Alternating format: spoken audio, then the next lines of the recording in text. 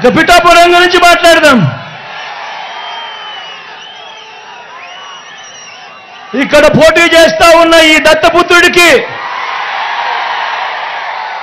Vote ఎందుకు వేయకూడదు? మీ బిడ్డ మీ జగన్ చెబుతాడు. మీ పనులు కూడా ఆలోచన చేయమని మిమ్మల్ని అందరినీ కూడా కోరుతా ఉన్నాడు మీ బిడ్డ.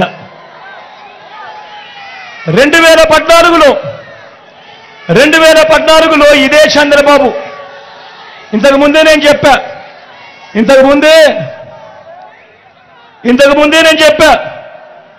2014లో ఇదే చంద్రబాబు మోసాల గురించి. ఇదే చంద్రబాబు మోసాలను నమ్మి రైతులు ఏ రకంగా నష్టపోయారు, అక్క చెల్లెమ్మలు ఏ రకంగా నష్టపోయారు, పిల్లలు ఏ రకంగా నష్టపోయారు, అవ్వ తాతలు ఏ రకంగా నష్టపోయారని చెప్పి చూపించా. నేను అడుగుతా ఉన్నా, మళ్ళీ ఇదే 2014లో ఇదే చంద్రబాబు, ఇదే దత్తపుత్రుడు, ఇదే బీజేపీ, ఇదే ముగ్గురే కూటమి. మళ్ళీ ఇదే ముగ్గురే కూటమిగా ఉన్నప్పుడు మరి చంద్రబాబు నాయుడు హత్య చేస్తే ఆ హత్యలో భాగంగా ఆ కత్తి చంద్రబాబు నాయుడుకి అందించిన వీళ్ళకు కూడా భాగస్వామ్యం లేదా అని అడుగుతా ఉన్నాడు మీ బిడ్డ. మరి ఇలాంటి వ్యక్తికి ఓటు వేస్తే ఎవరికి మంచి జరుగుతుంది అనేది ఆలోచన చేయమని అడుగుతా ఉన్నా. ఇప్పుడు కూడా సాధ్యం కాని హామీలతో చంద్రబాబు మేనిఫెస్టో ఇచ్చాడు. అది సాధ్యం కాదు అన్న సంగతి అందరికీ తెలుసు. మీ బిడ్డ ఎంతో కష్టపడితే, గతంలో ఎప్పుడు జరగని విధంగా పాలన చేస్తే, గతంలో ఎప్పుడు చూడని విధంగా పథకాలు ఇస్తే మీ బిడ్డ ప్రతి ఏటా 70,000 కోట్లు ఖర్చు చేస్తూ ఉంటే, ఈ రోజు చంద్రబాబు నాయుడు ఇచ్చిన మేనిఫెస్టో ఆయన హామీలను ప్రతి ఏటా ఏకంగా 1,65,000 రూపాయలు ప్రతి ఏటా ఇస్తాను అని చెప్పి ఎన్నికల మేనిఫెస్టోలో చెప్తా ఉన్నాడు. అందులో ఇదే చంద్రబాబు ఫోటో, ఇదే దత్తపుత్రుడి ఫోటో. మరి సాధ్యం కాదని తెలుసు, అబద్ధాలు చెప్తా ఉన్నారని తెలుసు, ఎన్నికలు అయిపోయిన తర్వాత పొరపాటున గెలిస్తే మోసం చేస్తారని కూడా తెలిసి మళ్ళీ అదే చంద్రబాబుకు కత్తిచ్చి మళ్ళీ రైతన్నలను పొడవండి, పిల్లలను పొడవండి, అక్క చెల్లెమ్మలను పొడవండి, అవ్వాతాతలను పొడవండి అని చెప్పి మళ్ళీ కత్తిస్తా ఉన్నాడు అనంటే, ఈ మనిషి రేపొద్దున ఎమ్మెల్యేగా అయితే ఎవరికి న్యాయం చేస్తాడు, ఎవరికి మేలు చేస్తాడు అన్నది ఒక్కసారి అందరూ కూడా ఆలోచన చేయమని కోరుతా ఉన్నా.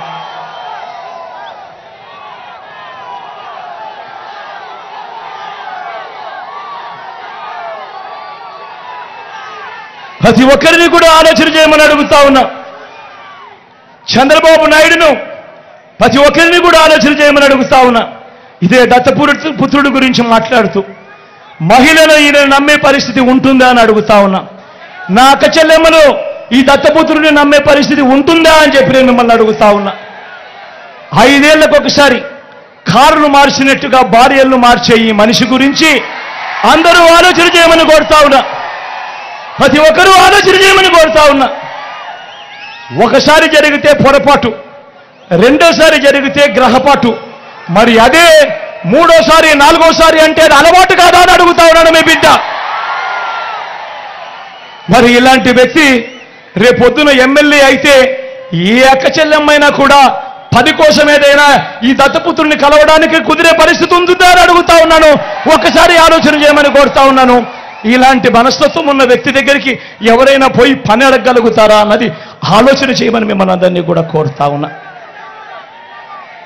ఇంకొక విషయం కూడా చెప్తా ఉన్నా. ఇదే దత్తపుత్రుడి గురించి అందరినీ ఆలోచన చేయమని కూడా కోరుతా ఉన్నా. అసలు ఈ పెద్ద మనిషి, ఈ దత్తపుత్రుడికి, ఈ మనిషికి ఓటు వేస్తే పిఠాపురంలో ఈ పెద్ద మనిషి ఉంటాడా అని అడుగుతా ఉన్నాడు మీ బిడ్డ. ఈ దత్తపుత్రుడికి మొన్న ఈ మధ్య కాలంలోనే జలుబు చేస్తే హైదరాబాద్కి వెళ్ళిపోయాడు. ఈ పెద్ద మనిషికి ఇప్పటికే గాజువాక అయిపోయింది, ఇప్పటికే భీమవరం అయిపోయింది, ఇప్పుడు పిఠాపురం. ఆలోచన చేయమని అడుగుతా ఉన్నా. మీ అందరితో కూడా ఆలోచన చేయమని అడుగుతా ఉన్నా. ఇలాంటి వ్యక్తికి ఓటు వేస్తే మీకు నిజంగా న్యాయం జరుగుతుందా అని చెప్పి ఆలోచన చేయమని అడుగుతా ఉన్నా. మరోపక్క నా తల్లి ఇక్కడ ఉంది, నా తల్లి లాంటిది, నా అక్క లాంటిది. మీ అందరికీ చెప్తా ఉన్నా, బ్రహ్మాండమైన మెజారిటీతో మా అక్కను, నా తల్లిని గెలిపించండి. మీ అందరికీ మీ బిడ్డ మాటిస్తా ఉన్నాడు. నా అక్కను డిప్యూటీ సీఎంగా చేసి ఈ పిఠాపురానికి పంపిస్తానని చెప్తా ఉన్నా. మీకోసం పంపిస్తా, మీ అభివృద్ధి కోసం పంపిస్తా, మీకు మంచి చేయడం కోసం పంపిస్తా. అక్కడ గెలిపించండి. మీ బిడ్డ మాటిస్తా ఉన్నాడు, నా పక్కనే డిప్యూటీ సీఎంగా పెట్టుకొని మీ అందరికీ మంచి చేయిస్తాడు మీ బిడ్డ అని చెప్తా ఉన్నాడు.